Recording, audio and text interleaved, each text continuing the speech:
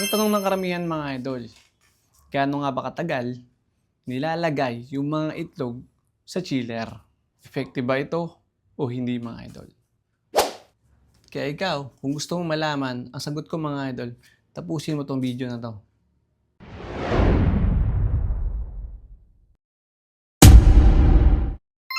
So ayun na nga mga idol, ito si TC Wonder mga idol, magbibigay ako ng konting tips mga idol, especially sa mga baguhan mga idol. Pero kung ikaw mga idol, may idea ka na, pwede mo i-comment yung idea mo diyan sa comment section natin mga idol.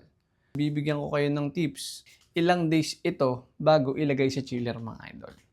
Kasi mga idol, yung mga may gusto na sabay-sabay mapisa yung mga itlog, kaya nilalagay ito sa chiller mga idol. Unang tips mga idol sa akin, no? Ginagawa ko lang. The day 1 na nag-harvest tayo ng itlog mga idol doon sa battery cage or sa pen natin mga idol. Lilinisin natin yan mga idol. So lilinisin natin siya ng tubig mga idol. And then after that, lalagyan nyo na po siya ng marking mga idol. So pag naglagay kayo ng marking mga idol, ilalagay nyo is lapis. Pinaka the best mga idol is lapis lang. Lalagyan mo ng marking mga idol.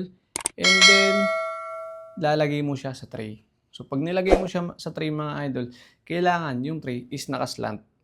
Hindi siya nakaganon. So, lalagyan mo ng kalang, dapat nakaslant siya. Ang tanong mga idol, pag nilagyan mo siya ng kalang dito sa left, kinabukasan mga idol, ilipat mo yung kalang dito naman sa right. Para yung yolk mga idol, hindi siya mag-i-stay sa isang side lang. Pangalawa mga idol, gaano nga ba katagal pwedeng stay yung itlog dyan sa room temp na nilagyan mo mga idol?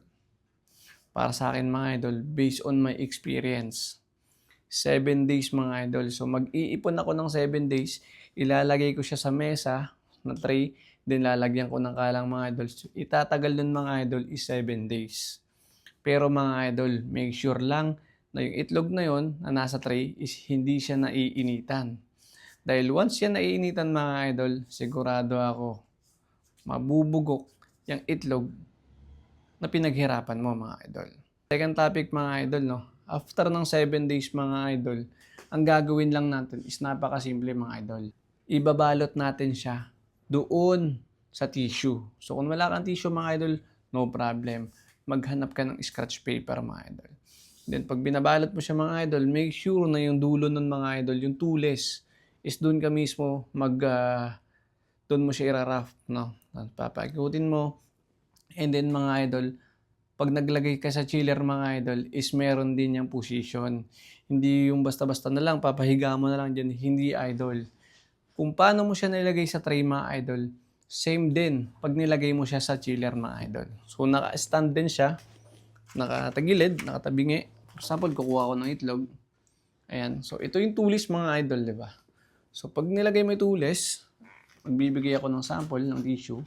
So, ibabalik ko siyang ganyan mga idol. And then, nilalagay ko sa dulo, sa tules, ito. Sample lang yan mga idol. So, bakit nga ba ilalagay ko to, yung parang roll na to, sa taas? Kasi mga idol, yan yung palatandaan na ito yung tules. And then, para pag nilagay ko siya sa chiller mga idol, naka one side siyang ganyan. Then, the next day mga idol, kung nasa chiller na yan, kailangan mo pa rin siya ililipat sa another side mga idol. So, everyday mo siya gagawin mga idol. Everyday, papalit-palit mo lang yung kanyang position mga idol. Kasi mga idol, para maiwasan na yung egg yolk mga idol is hindi siya mapupunta sa one side.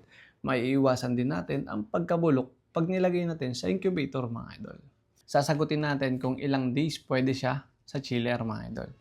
Para sa akin mga idol, based on my experience din to mga idol, idea ko lang, pero kung di mo gusto or iba yung idea mo, pwede mo i-comment dyan mga idol sa comment section.